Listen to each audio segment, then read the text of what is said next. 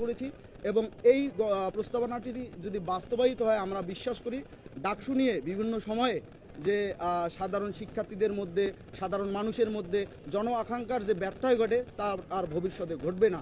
ডাকসু আমরা বাংলাদেশ জাতীয়তাবাদী ছাত্রদল সবসময় ডাকসু নির্বাচন সময় মতো হোক সেটা যেমন চেয়ে আসছি, তেমনি বিদ্যমান পরিস্থিতিতে 5 আগস্ট পরবর্তীত পরিস্থিতিতে আমরা যখন দেখছি যে সকল ক্রিয়াশীল ছাত্র সংগঠন সহ সাধারণ শিক্ষার্থীরা ডাকসুকে কেন্দ্র করে ঐক্যমত্যে পৌঁছেছে, সেহেতু আমরা মনে করি যেহেতু বাংলাদেশের 5 আগস্ট পরবর্তী সময়ে রাষ্ট্রের সকল প্রতিষ্ঠান সংস্কার হচ্ছে, ঢাকা বিশ্ববিদ্যালয় রাষ্ট্রের কোনো বিচ্ছিন্ন দ্বীপ নয়।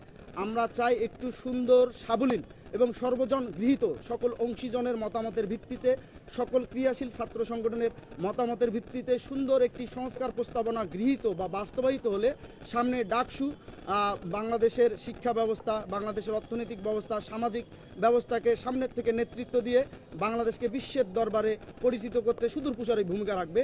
আমরা বিশ্বাস করি আপনাদের মাধ্যমে আমাদের এই সংস্কার প্রস্তাবনাটি সহ সারা বাংলাদেশে পৌঁছে যাবে। আমি এখন আমাদের সংস্কার প্রস্তাবনাটি পাঠ করছি, আপনারা আমার পাঠ করার বিষয়টি দেখবেন। আমি শুরু করছি। ঢাকা বিশ্ববিদ্যালয় কেন্দ্রীয় ছাত্র সংসদ ডাকসু এবং হল সংসদের গঠনতন্ত্র সংশোধন প্রস্তাবনা, বাংলাদেশ জাতীয়তাবাদী ছাত্রদল ঢাকা বিশ্ববিদ্যালয়। 56,000 বর্গ মাইলের সকল গণতান্ত্রিক আন্দোলনের সূতিকাগার এবং মুক্ত বুদ্ধি চর্চার প্রাণকেন্দ্র ঢাকা বিশ্ববিদ্যালয়। বাংলাদেশের প্রাচীনতম এবং অন্যতম সেরা এই বিদ্যাপীঠটিকে প্রাচ্যের অক্সফোর্ড বলে আখ্যায়িত করা হয়। জ্ঞানের চর্চা ও সৃজনের পাশাপাশি বাংলাদেশের গণমানুষের অধিকার আদায়ের সংগ্রামে ও দেশের বিভিন্ন সংকটে ঢাকা বিশ্ববিদ্যালয়ের ভূমিকা বাংলাদেশের রাজনীতির ইতিহাসে একটি উজ্জ্বল অধ্যায়। এই প্রতিষ্ঠানটি বাংলাদেশের স্বাধীনতা আন্দোলনের সূতিকাগার হিসাবেও পরিচিত। সেই ঐতিহ্যের কেন্দ্রে ছিল ঢাকা বিশ্ববিদ্যালয় কেন্দ্রীয় ছাত্র সংসদ ডাকসু, যা 1952-এর ভাষা আন্দোলন, 1962-এর শিক্ষা আন্দোলন, 1971-এর মহান মুক্তিযুদ্ধ এবং 1990-এর স্বৈরাচার বিরোধী আন্দোলনে অগ্রণী ভূমিকা পালন করেছে। 1952, 62, 71 এবং 1990-এর ঐতিহাসিক ঘটনাবলিতে ডাকসু এবং এর নেতারা বাংলাদেশের স্বাধীনতা, মানবাধিকার ও গণতন্ত্রের লড়াইয়ে গুরুত্বপূর্ণ ভূমিকা রেখেছে। ডাকসুর অনেক নেতা পরবর্তীতে জাতীয় পর্যায়ে কিংবদন্তি রাজনৈতিক ব্যক্তিত্ব বা অত্যন্ত সফল ব্যক্তি হিসাবে অধিষ্ঠিত হয়েছেন, যা ডাকসুকে বাংলাদেশের ভবিষ্যৎ নেতৃত্ব তৈরির সূতিকাগার হিসাবে পরিচিত। ছাত্র সমাজের ঐক্য এবং অন্যায় নির্যাতনের বিরুদ্ধে উঠেছে। এ কারণেই বাংলাদেশের মানুষ ভালোবেসে এবং সম্মান জানিয়ে ডাকসুকে দ্বিতীয় সংসদ বলে অভিহিত করে থাকেন। 24 সালের ছাত্র জনতার মধ্য দিয়ে আওয়ামী ফেসিবাদের পতনের পর বাংলাদেশে নতুন সম্ভাবনার দ্বার উন্মোচিত হয়েছে।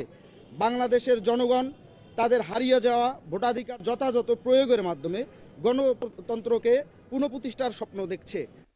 দেশের আপামর জনসাধারণের গণতান্ত্রিক সেই আকাঙ্ক্ষাকে সাথে সঙ্গতি রেখে ঢাকা বিশ্ববিদ্যালয় ছাত্রদল মনে করে যে ঢাকা বিশ্ববিদ্যালয়ের শিক্ষার্থীদের গণতান্ত্রিক অধিকার প্রতিষ্ঠার ক্ষেত্রেও ঢাকা বিশ্ববিদ্যালয়ের কেন্দ্রীয় ছাত্র সংসদ ডাকসুকে কার্যকর করা অত্যন্ত জরুরি।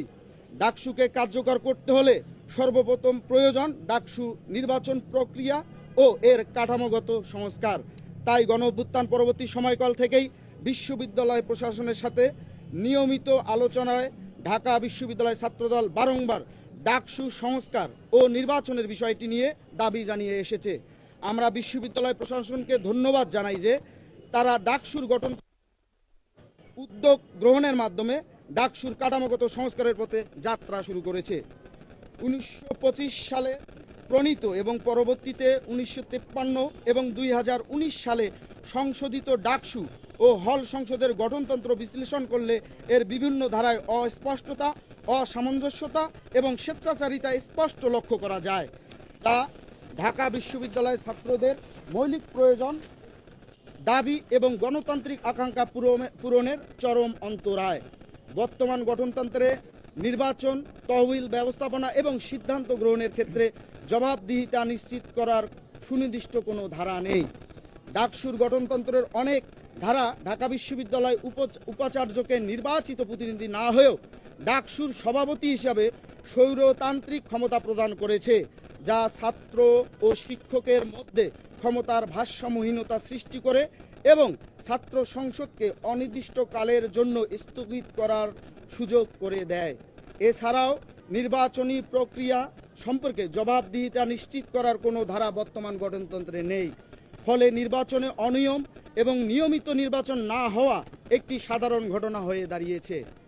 1922 এবং 23 শিক্ষাবর্ষে ডাকসু প্রতিষ্ঠার পর থেকে 102 বছরে ডাকসু নির্বাচন মাত্র 36 বার এবং বাংলাদেশের স্বাধীনতার পর মাত্র 8 বার ডাকসু নির্বাচন অনুষ্ঠিত হয়েছে, যদিও গঠন বছর নির্বাচন অনুষ্ঠানের বিধান রয়েছে। উপরন্তু ফ্যাসিস্ট শেখ হাসিনার নেতৃত্বাধীন ফ্যাসিবাদী আওয়ামী লীগের সরকারের সময় 2019 সালের বিতর্কিত ডাকসু নির্বাচনের পূর্বে তাদের সহযোগী সংগঠন ছাত্রলীগ ডাকসুর গঠনতন্ত্র সংশোধন করে নিজেদের স্বার্থে পরিবর্তন আনে। এতে তাদের ফ্যাসিবাদী এজেন্ডা চালানোর জন্য বেশ কিছু ধারা ও পদ যোগ করে। ডাকসুর গঠনতন্ত্রে এখনও এমন অনেক অগণতান্ত্রিক এবং অকার্যকর ধারা রয়ে গেছে।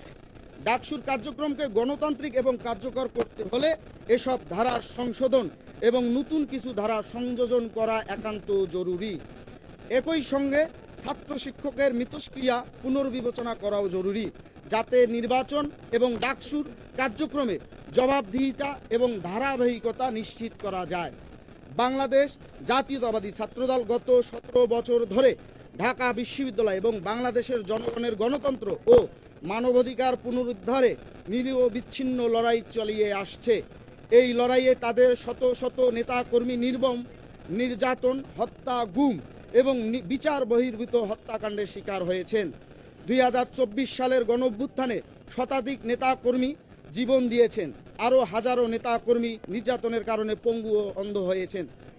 এই অবিস্মরণীয় ও অপরিমেয় ত্যাগের ভিত্তিতেই বাংলাদেশ জাতীয়তাবাদী ছাত্রদল এখন ঢাকা বিশ্ববিদ্যালয়ের সর্ববৃহৎ গণতান্ত্রিক ছাত্র সংগঠন হিসাবে তাদের দাবি দাওয়া উপস্থাপন করতে পারছে। অতীতের ডাকসু নির্বাচনে তাদের বিজয়ের গৌরবময় ইতিহাস রয়েছে। একই কারণে 2024 সালের গণ অভ্যুত্থানের পর এই ত্রুটিপূর্ণ ব্যবস্থার পরিবর্তন এনে একটি গণতান্ত্রিক রাজনৈতিক পরিবেশ নিশ্চিত করার যুক্তিতে ছাত্রদল অন্যতম গুরুত্বপূর্ণ অংশীদার হিসেবে দাঁড়িয়েছে। উল্লিখিত যুক্তি ও কারণগুলো বিবেচনায় বাংলাদেশ জাতীয়তাবাদী ছাত্রদল মনে করে যে বাংলাদেশ জাতীয়তাবাদী ছাত্রদল ঢাকা বিশ্ববিদ্যালয় কেন্দ্রীয় ছাত্র সংসদের ডাকসু গঠনতন্ত্র সংস্কার করতে হবে। গণতন্ত্র, জবাবদিহিতা এবং স্থায়িত্ব নিশ্চিত করার জন্য এতে গুরুত্বপূর্ণ ধারাসমূহ সংশোধন এবং নতুন ধারা সংযোজনের মাধ্যমে এমনভাবে সংস্কার যাতে অতীতের ভুলগুলো আর পুনরাবৃত্তি না হয় এবং ছাত্রদের গণতান্ত্রিক উপায়ে নিয়মিত প্রতিনিধি নির্বাচনের অধিকার নিশ্চিত করা সম্ভব হয়। প্রিয় উপস্থিত সাংবাদিক ভাই বোনেরা, এখন আমাদের যে ডাকসু সংস্কারের যে প্রস্তাবনার মূল যে পয়েন্ট